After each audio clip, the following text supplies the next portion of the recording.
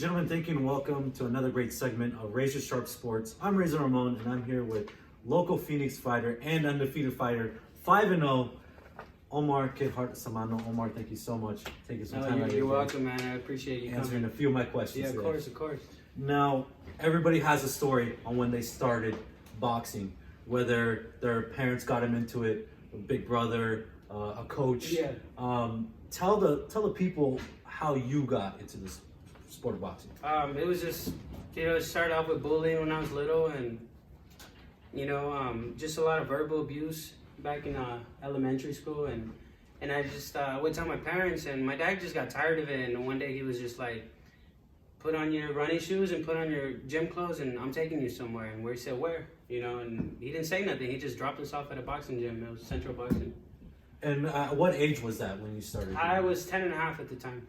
Yeah. 10 and a half. And if I'm not mistaken, you told me your first fight was at 12 years old. Yeah, just about 12 or 13. And your first fight, you had a knockdown. How is that feeling? Because I know when you get into the sport, people like to see the knockdowns. People always dream of getting their first knockout, even though it's scary to see sometimes. Yeah. But how was that feeling?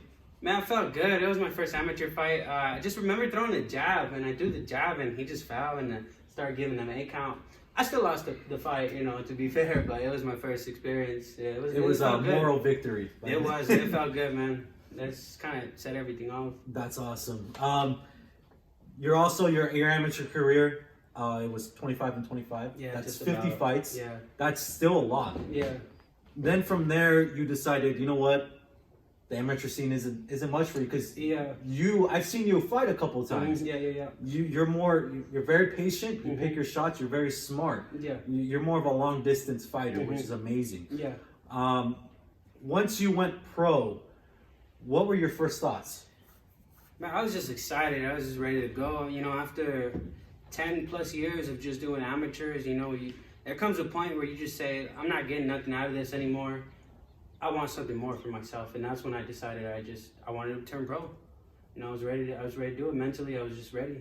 Now, I was there for your first pro debut. A matter of fact, I was your first interview for your pro first debut. Interview ever. First pro debut, March 2018. It was for Sweet Science Boxing Promotions. Wow. You had a TKO victory that night. Yeah, it felt great. Obviously, you had the pre-fight jitters. I don't know if you do.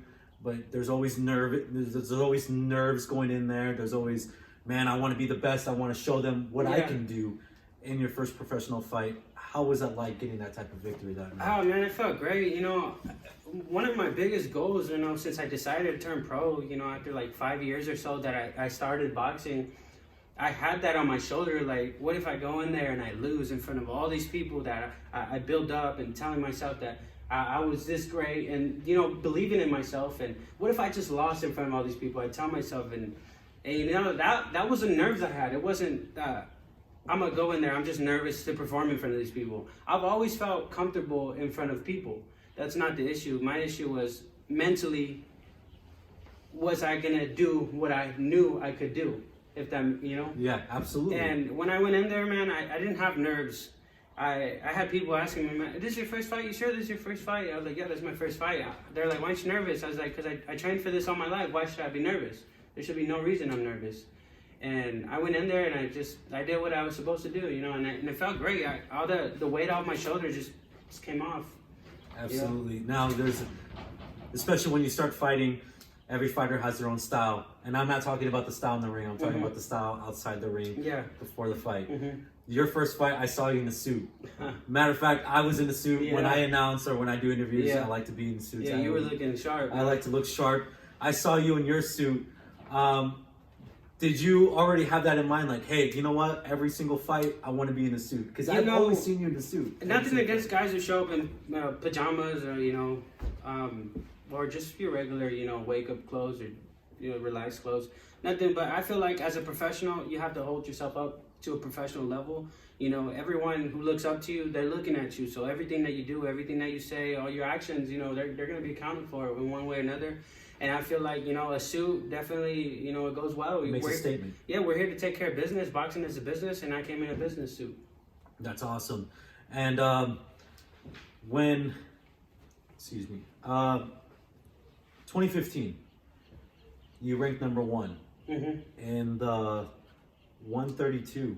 Yeah, that's at 132 in the amateurs that year. Yeah, open division. I was 17, and I just, I was fighting pretty often at the time, and I was 17, and they told me how to go up to the 18 in open division. It was a new boxing rules at the time, I believe, and it just started off. It was crazy because the first fight, it was a tough fight, and I was like, oh, I don't know which way it's gonna go, and next thing you know, they're like, well, red corner, which was me, and they're like, right. He won, and I was just happy, But in my mind, I was like, I still got 2 more days to go. This is a 3-day tournament.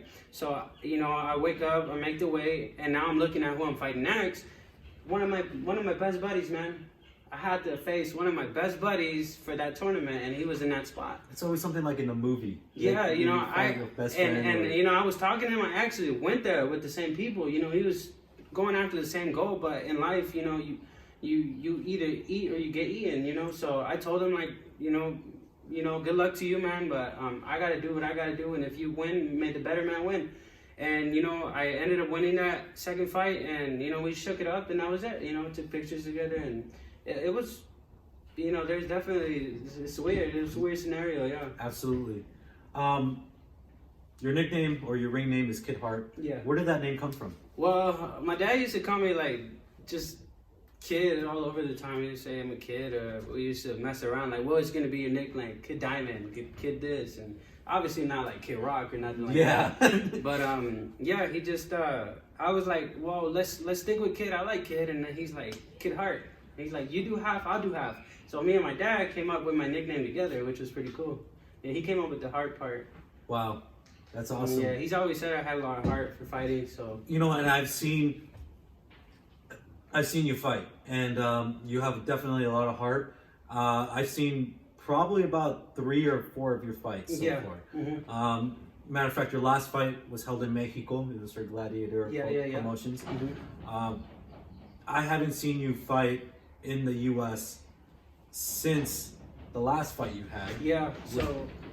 When are we expecting you to fight again in the United States? So if everything goes good, shout out to my manager, Gabriel Valderramas, with his own boxing promotions, Del Sol. We should be working on something for next month pretty soon here. If we don't get a fight here in either Scottsdale or Phoenix, we're going to be looking to move out to Mexico again. And it's just been rough with all the COVID situation. Definitely, and touching on the COVID situation, a lot of fighters, when the pandemic hit, gyms closed down, events closed down, opportunities were lost. Fighters had to figure out different ways to work out. You, on the other hand, you have your own backyard gym. This is your sanctuary. This is your area. Yeah, for sure. It's been made by your father. It's been made by you. How does it feel knowing that you just have a gym right outside your back door? Anytime we need to release stress, man, I come here. This is definitely home, and I tell everyone, they say, can I use your gym? You could use your gym. This is everybody's gym, and it's home for me. It's got to be home for you too, and it's just a place to release steam, get better, and just, go after your goals. Honestly, it feels like a good spot to be. Absolutely. I was asked a question earlier this week on who I believed was the GOAT in boxing. My personal opinion, I can't choose a GOAT because I feel like in each era of boxing, whether it's the 70s, the 80s, and 90s, they had that specific fighter that was the top dog, whether it was Joe Louis, Muhammad Ali, Mike Tyson. Yeah. What is your opinion on that? I'm kind of with you on that. If I choose a certain GOAT, let's say, who am I disrespecting, along those lines? Because there is a lot of good fighters. I do like, Muhammad Ali, man. That's the blueprint to boxing, pretty much. You got Mike Tyson, man. You can't put a pedestal even near that guy. We got Canelo. We got Triple G. Manny Pacquiao. Let's start with Manny Pacquiao. What a great fighter he is, man. And even with losses on his record, that guy can be considered a GOAT. So who really is the GOAT? And on that too, especially with the losses, I answered the question by, I don't think wins, whether you have 100 wins, 0 losses, or 0 wins and 100 losses. I feel what makes you the GOAT is what you do inside, what makes you the GOAT is what you do outside the ring. You know, what you do for the community, or how you captivated the fans when you fought. That's what makes you the GOAT, because fans will look back at that and look like when you think about the sport of boxing, you think about Mickey Ward or Arturo Gatti. They always talk about the round 9 fight when they fought. To me, to this day, that's the best trilogy I've ever seen. You know, and I'd have to go back and see that, because personally, I haven't seen that, but I have heard about the fight. It's absolutely wild. That fight single-handedly made me fall in love with the sport of boxing. You just don't box. You're also on SoundCloud. You released a song called No Me Digas Que No. I listened to it. Matter of fact, I liked it a lot. Yeah, appreciate it. I've been listening to some of your songs. I like it a lot. Tell us how you got into that. Well, it's just a hobby. You know, one day I just had my iPhone. I was out in Rocky Point and I had my headphones, and I just said, let's make some music. I was trying to air my head out, and I just kind of found that I had a knack for it. The music wasn't good at the time, and I can't say it's good now because I just do it for fun. But I just liked it, man, and that's something on my spare time that I like to clear my head and do it. Yeah, but thank you, man, appreciate it. No, thank you. Any last social medias, things like that you want to tell the fans to follow you on, to either watch your boxing career or your music career, stuff like that? Just my social media for Instagram is kid__heart__.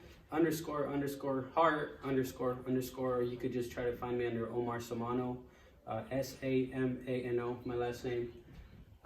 But yeah, pretty much Facebook is just Omar Samano. My music, I have a link on my Instagram to my SoundCloud if you're looking for it. Awesome. Yeah. Well, thank you so much for answering a few of my questions today. I'm Razor Ramon on Razor Sharp Sports, and that was Razor Sharp.